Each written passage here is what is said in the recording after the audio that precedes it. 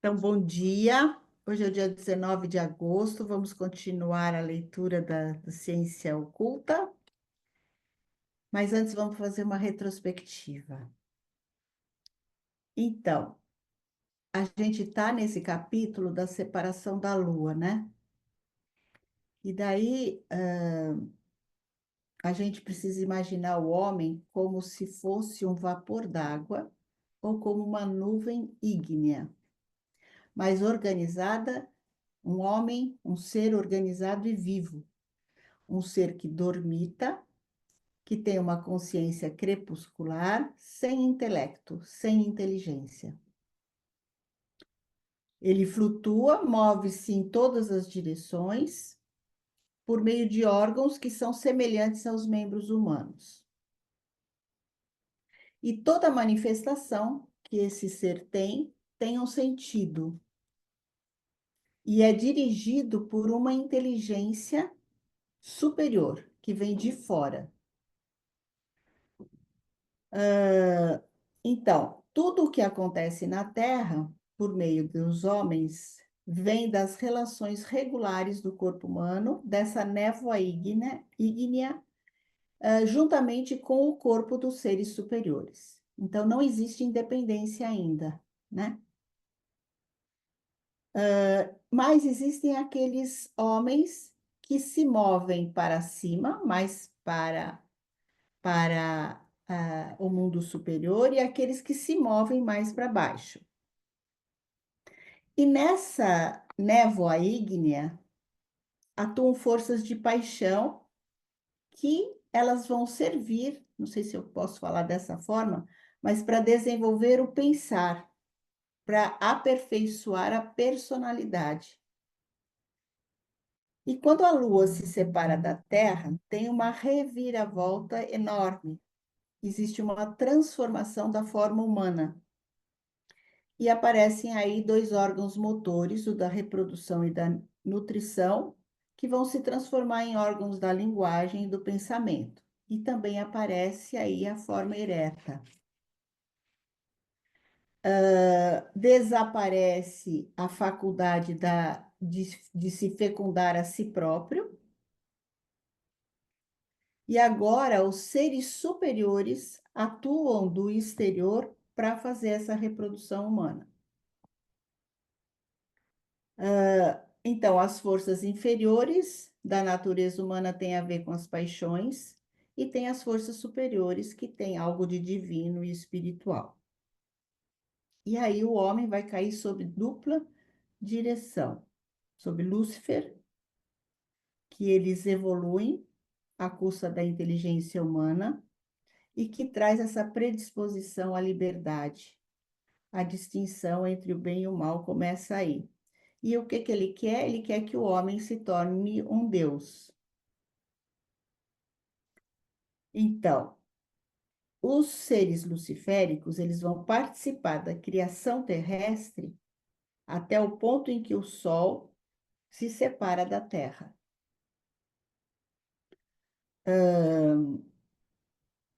E aí, então, esses corpos humanos já estão mais adequados para a encarnação das almas humanas aqui na Terra, né? E a alma de cada descendente nascido, na sequência das gerações, essas almas aumentam, né? Como vamos falar, proliferação ou crescimento, essas almas aumentam. Mas tem as almas que aparecem pela primeira vez, e essas são as almas raras. Essa vivência do eu individual só aparece mais fortemente no estado incorpóreo, quando não existe não está incorporado ainda, né? Entre a morte e o novo nascimento. E as almas que aparecem pela primeira vez, elas são submetidas ao mundo espiritual. Então não existe individualidade ainda, né? Mas, por outro lado, começa a surgir a questão do destino, com essa questão da reencarnação. Isso é a parte que a gente já leu, né? O corpo vital e o corpo físico estão distintos agora. O corpo vital tem tem muitas potencialidades e está responsável pelo desenvolvimento da memória. E a vida anímica, por outro lado, ela é modificada por essa força de Lúcifer. E aí eles falam o seguinte, que o corpo vital que regressa dos planetas, lembram que teve uma parte que não conseguia ficar na Terra, então eles vão para outros planetas. Vão para Júpiter, vão para Marte, lembram disso? Então, esse corpo vital que regressa dos planetas, eles não têm essa proteção da mesma forma daqueles que estão descendentes já e que ficaram na Terra. Eles têm menor proteção. Então, com a separação do Sol, esses que não ficaram na Terra e foram para Júpiter, eles são os dirigentes do eu superior, mas ainda com uma consciência coletiva, né? Não tem ainda individualidade. Então, a gente entende que os astros têm um nível de maturidade que é igual aos seres que os habitam.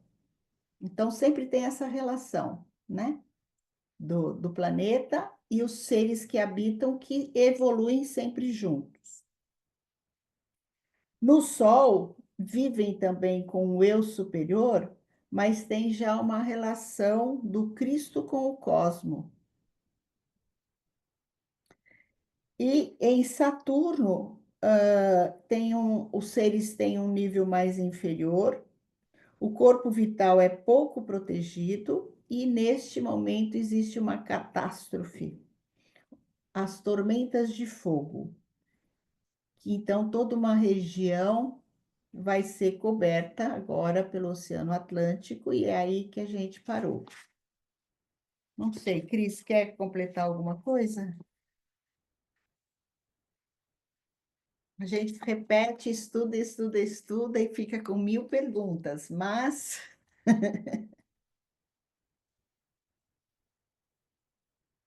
vocês querem falar alguma coisa, meninas? Então, continuamos a leitura. Alguém quer ler?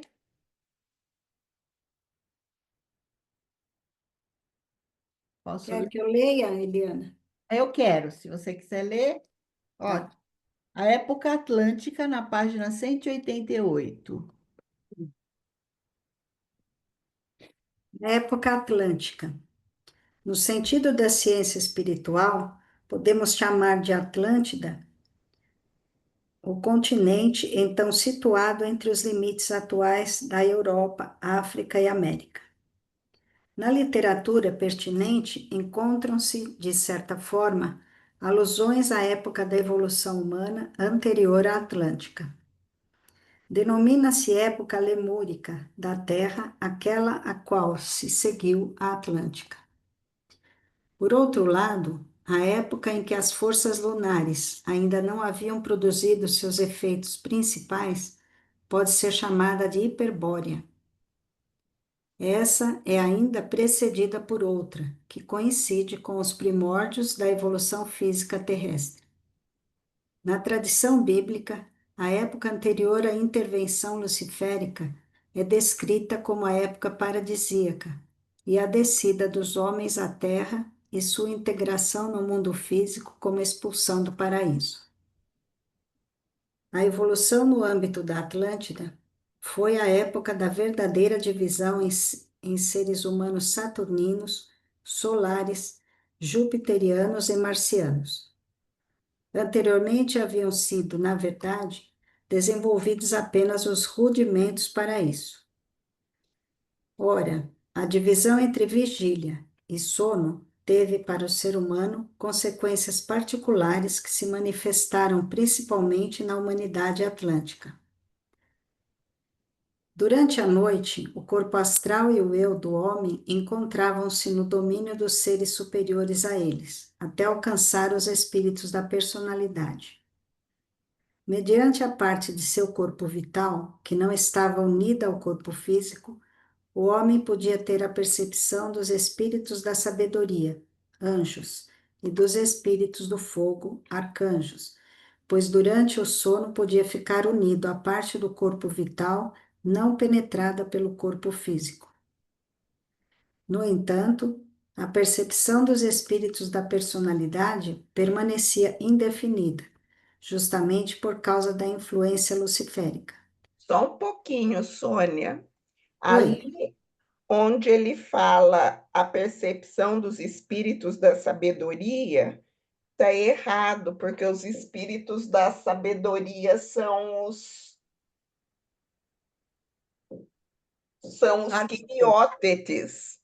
E aqui ele põe entre parênteses anjos. Anjos, aqui no meu livro tá anjos, então tá errado isso aqui. não, espírito da sabedoria é que está errado. No Ah, lugar tá. de espíritos da sabedoria, filhos da vida. Hum, Então, o que que é, o que que põe aqui? Porque no meu livro tá sabedoria. Não, então risca espíritos da sabedoria e É, coloca filhos da filhos vida. da vida. Sim, perfeito. espíritos da vida, Filhos, a filhos da vida. filhos da vida. Tá. E por que que tem hora que fala Atlântida e hora fala Atlântica? Eu acho que isso é indiferente. Também me Eu parece. acho, eu não sei, é uma variação aí, mas é indiferente. Refere-se à mesma coisa, ao mesmo Ah, lugar. mesma coisa. Aonde que parou agora? No entanto, Acho que pode começar no mediante aqui. Mediante a parte. mediante a parte de seu corpo vital que não estava unida ao corpo físico, o homem podia ter a percepção dos filhos da vida, anjos, e dos espíritos do fogo, arcanjos, pois durante o sono podia ficar unido à parte do corpo vital não penetrada pelo corpo físico. No entanto, a percepção dos espíritos da personalidade permanecia indefinida, justamente por causa da influência luciférica. Com os anjos e os arcanjos, porém, tornaram-se igualmente visíveis ao homem. No referido estado, aqueles seres que não podiam entrar na existência terrestre por se haverem atrasado no Sol ou na Lua. Eles deviam, portanto, permanecer no mundo anímico espiritual. Contudo, o homem os atraiu, por intermédio do ser luciférico, para o âmbito de sua alma separada do corpo físico. Com isso, entrou em contato com seres que atuaram sobre ele maneira altamente tentadora. Eles aumentaram na alma a tendência ao erro, particularmente ao abuso das forças do crescimento e da reprodução, que, em virtude da separação entre os corpos físico e vital, estavam em seu poder. A alguns seres humanos da época atlântica foi dada a possibilidade de integrar-se o menos possível no mundo sensível. Graças a eles, a influência luciférica se transformou de obstáculo à evolução da humanidade em instrumento para um progresso superior, fazendo com que eles ficassem em condições de desenvolver, mais cedo do que fora previsto, o conhecimento para as coisas terrestres. Em tal situação, esses homens procuravam afastar o erro de sua vida das representações mentais e descobrir as intenções originais dos seres espirituais a partir dos fenômenos no mundo visível.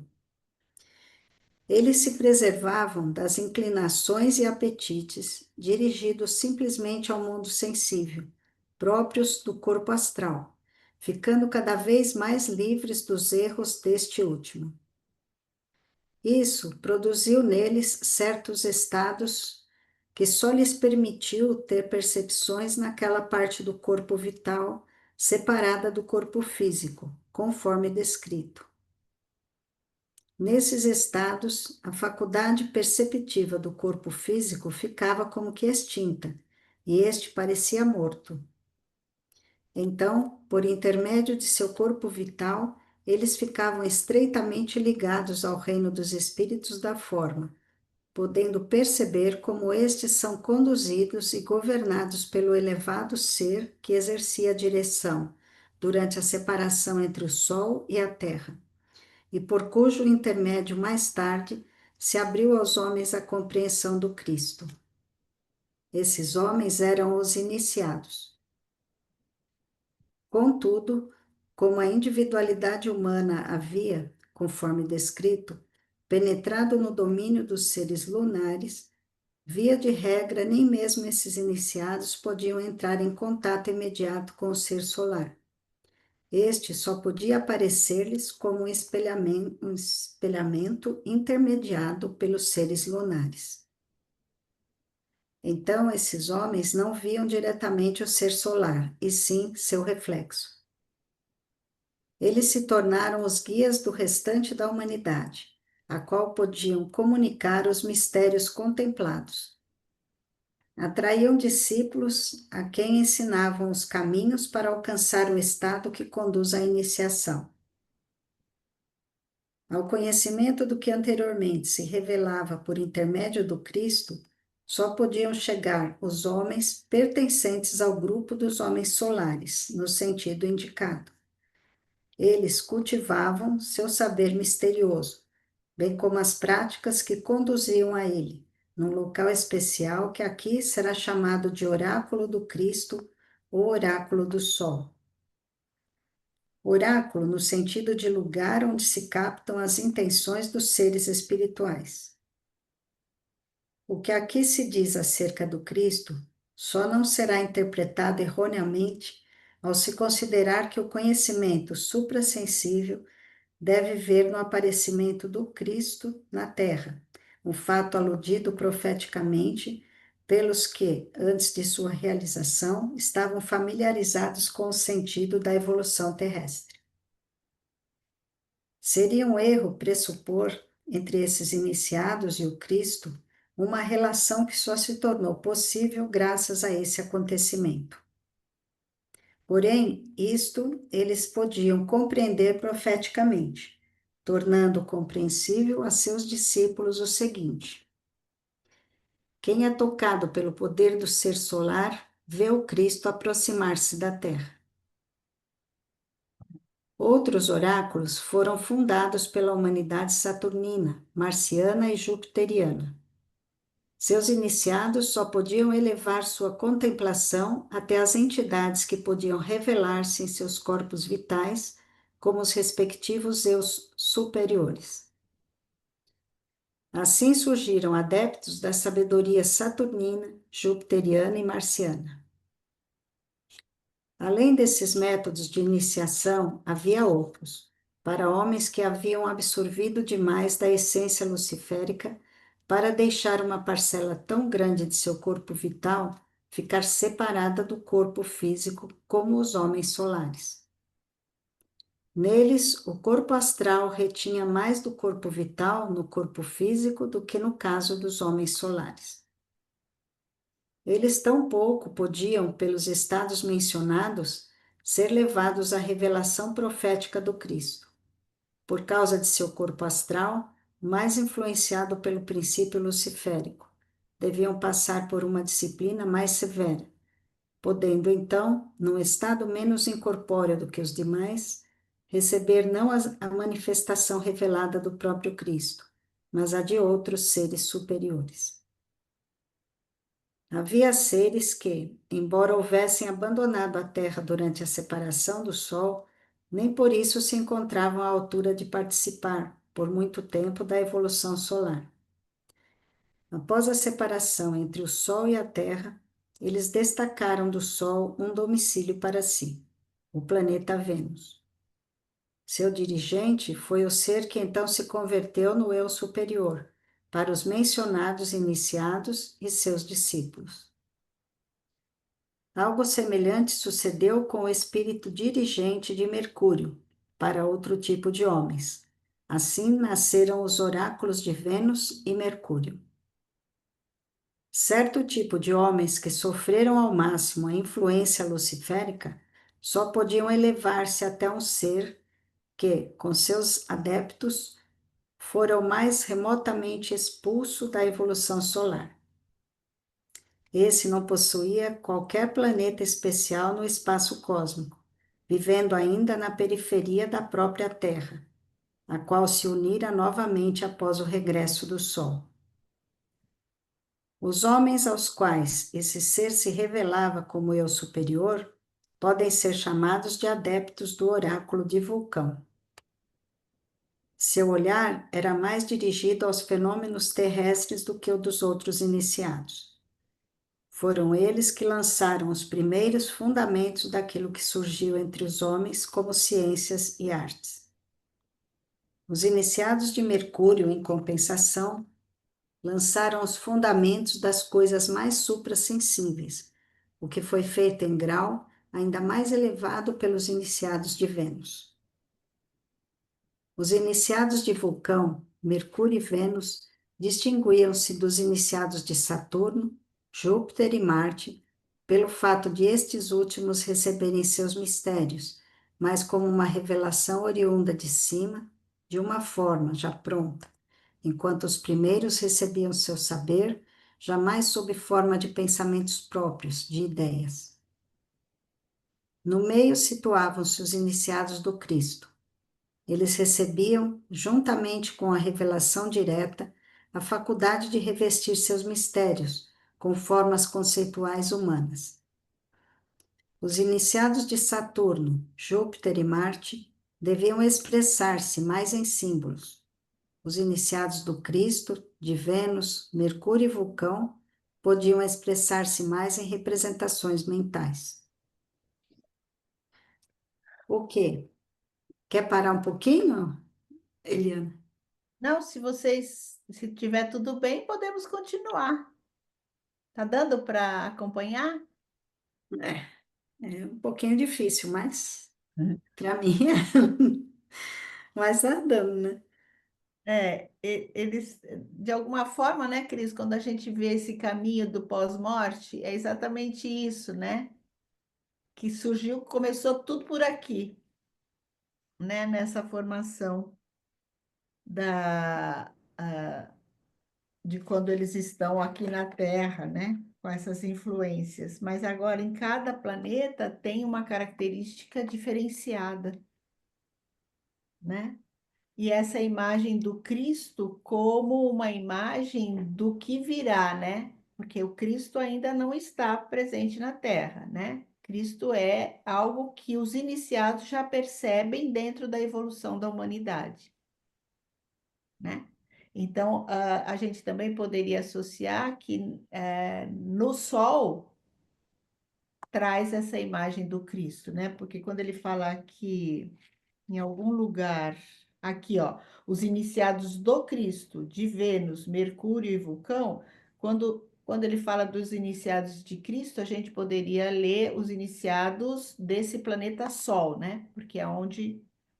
Então, eles têm essa imagem do futuro da humanidade, não que Cristo já esteja, né? Acho que Uhum, é importante a gente lembrar. entendi. Continua? Sim, acho que sim, né? Sim. O que dessa forma chegou à humanidade atlântica adveio indiretamente por meio dos iniciados. Mas também o restante da humanidade adquiriu, por intermédio do princípio luciférico, faculdades especiais na medida em que foi transformado em benefício pelas entidades cósmicas superiores, o que de outro modo poderia ter sido fatal. Uma dessas faculdades é a linguagem. Ela foi outorgada ao homem por causa da condensação deste na materialidade física e pela separação de uma parte de seu corpo vital do corpo físico. Nos tempos posteriores à separação da Lua, inicialmente o homem sentia-se ligado a seus antepassados pelo eu de grupo. Porém, essa consciência comum, que unia os descendentes aos antepassados, perdeu-se gradualmente no decorrer das gerações.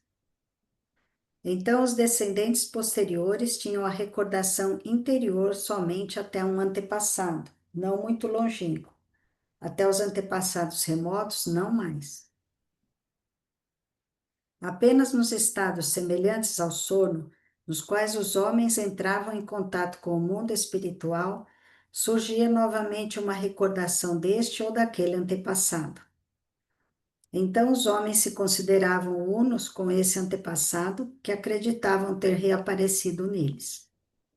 Essa foi uma concepção errônea da reencarnação, surgida especialmente no último período atlântico. A verdadeira doutrina da reencarnação só podia ser experimentada nas escolas dos iniciados. Os iniciados viam como, em seu estado incorpóreo, a alma vai de encarnação em encarnação e só eles podiam comunicar a seus discípulos a verdade a tal respeito. Nos tempos remotos aqui referidos, a forma física do homem ainda era muito diferente da atual. Essa forma ainda era, em alto grau, a expressão das qualidades anímicas. O homem ainda consistia numa materialidade mais sutil, mais tênue do que a assumida posteriormente. Aquilo que hoje está solidificado era macio, flexível e maleável em seus membros. Um homem mais anímico, mais espiritualizado, possuía uma constituição delicada, móvel e expressiva.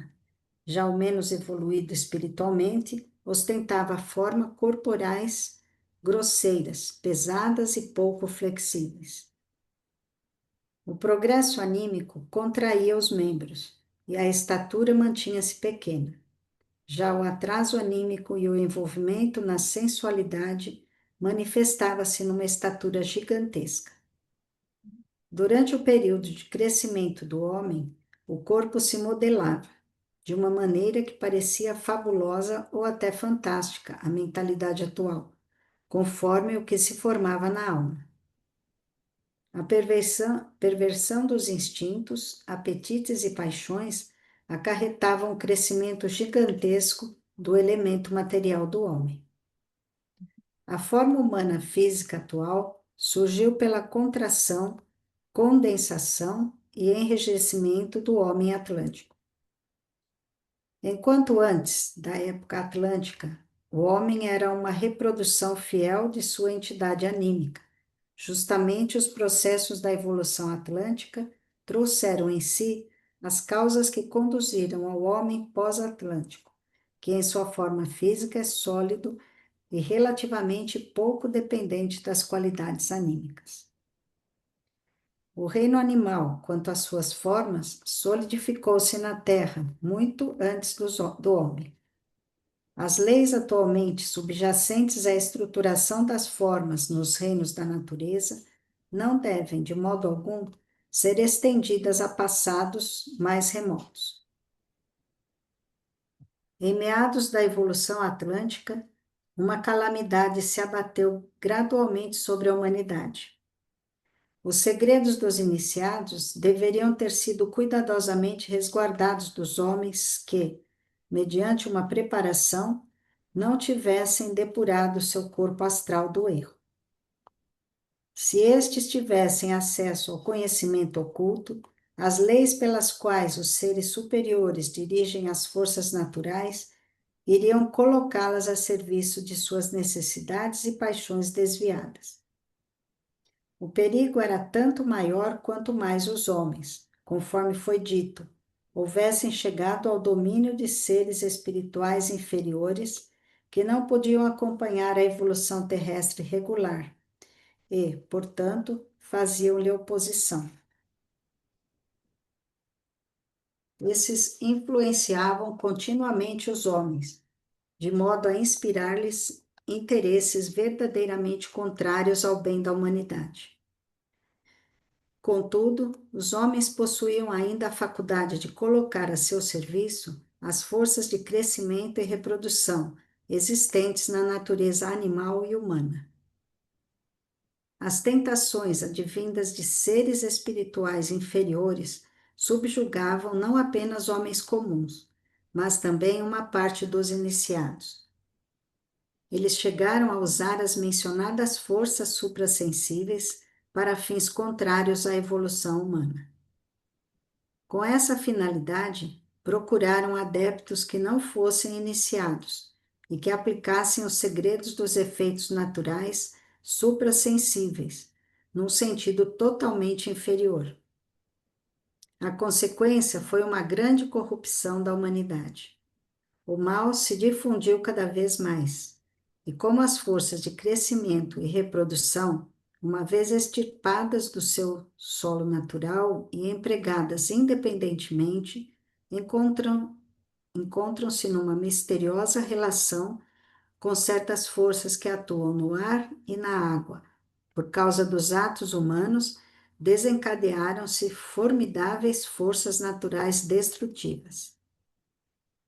Isso conduziu à gradual destruição da região atlântica por catástrofes aéreas e aquáticas.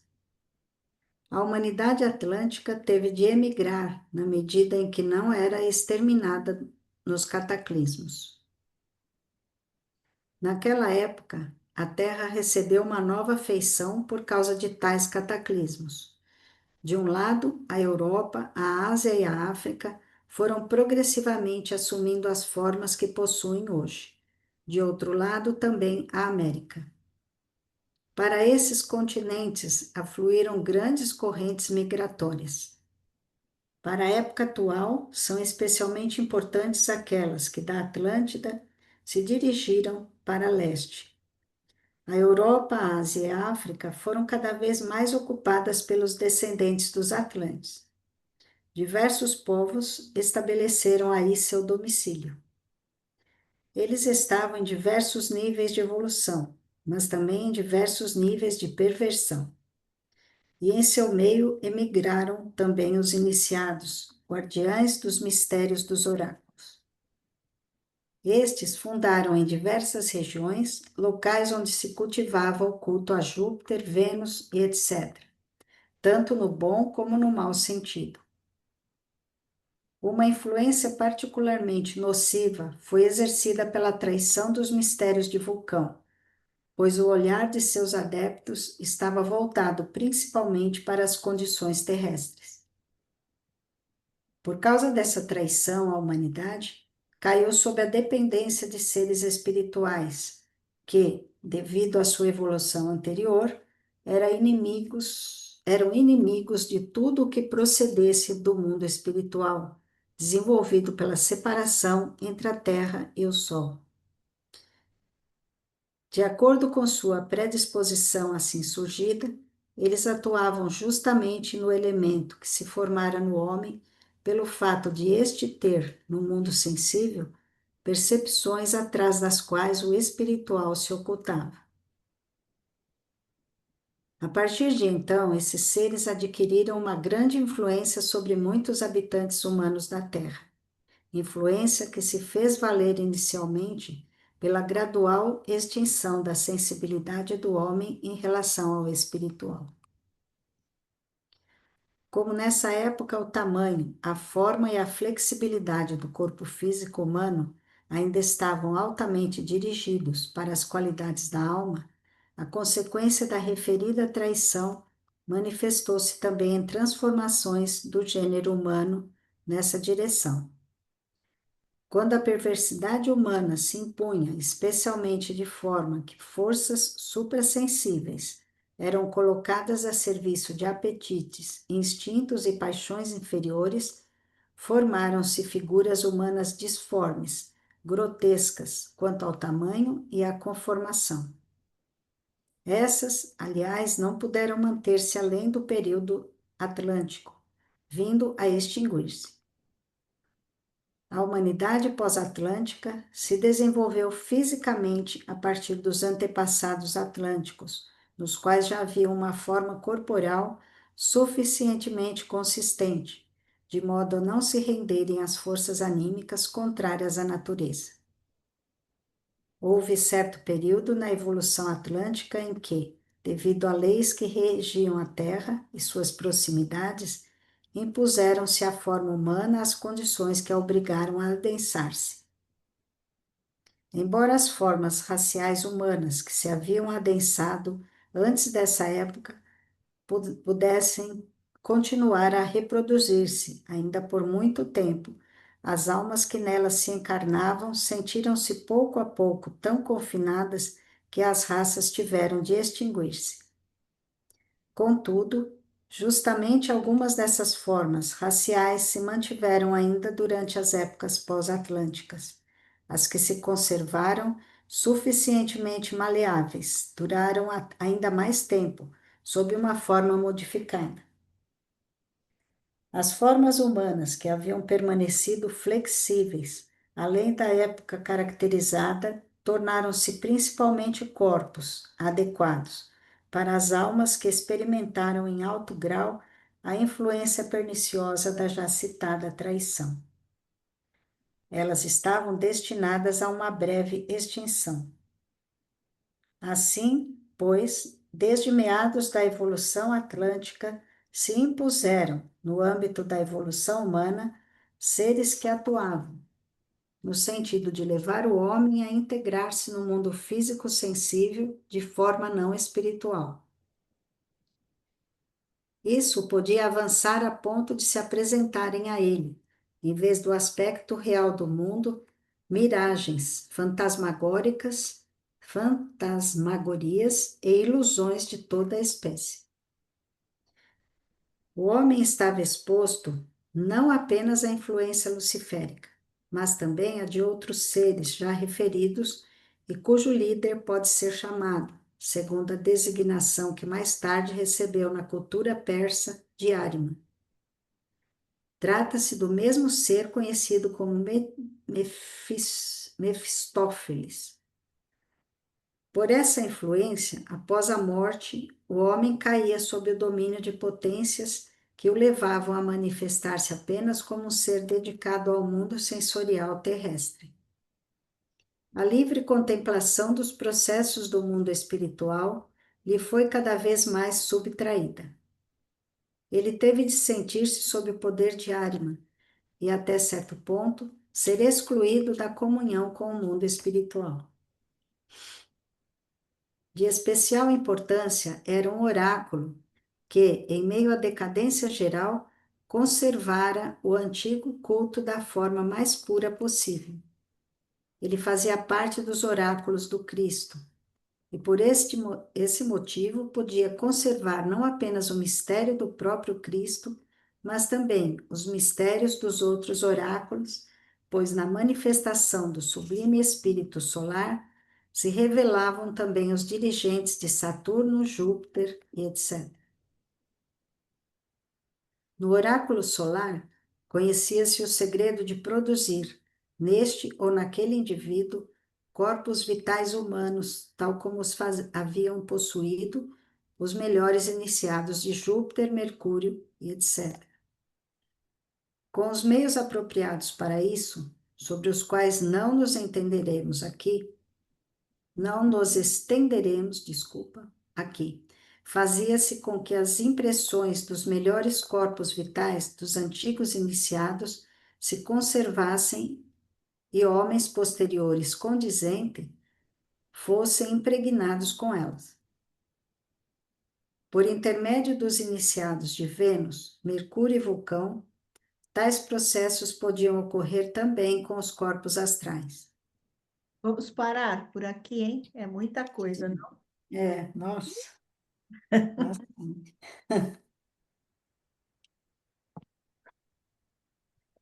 É muita coisa, como vai se formando, como o homem vai formando a sua própria forma humana, né? De pensar que a gente já passou tanta transformação e ainda não aprendemos direito, é fogo, né? Porque, olha, misericórdia. Em toda época tem isso, né? Aqui ficou bem claro, né? Que mesmo nesta época aqui do período Atlântico, tem essa questão do mal que quer levar a humanidade para que ela não evolua, né? Que é exatamente o nosso desafio de agora, né? Desse momento, né? Nossa. E a história se repete, né? A história vai. É, vai, vem, vai, vem. Até quando, né, que a gente vai ter que passar por isto, né? Então, a história se repete e sempre em graus de consciência superior, né? Hum. Porque ainda aqui a consciência era ainda abafada, né? Vamos dizer assim. E interessante que, assim, ainda tínhamos ajuda, né? Alguma ajuda direta do mundo espiritual. Mas agora, aqui ele já fala, né? Que o Lúcifer e Ariman já entraram nessa corrente evolutiva e que eles querem nos capturar, mas para lados diferentes, né? O Lúcifer nos quer inconscientes, voltado para o espiritual, tudo uma maravilha, e o Ariman nos quer, talvez conscientes, mas ligados só na materialidade. Como nós, né? Nós agora, o Cristo já veio, já nos mostrou o que é o ser humano. Cabe a nós, então, mediar essa batalha entre Lúcifer e Ariman para podermos continuar a evolução de uma maneira harmoniosa. Então, a nossa responsabilidade, como diria em termos futebolísticos, a bola é sua, Tafarel. É nossa. É.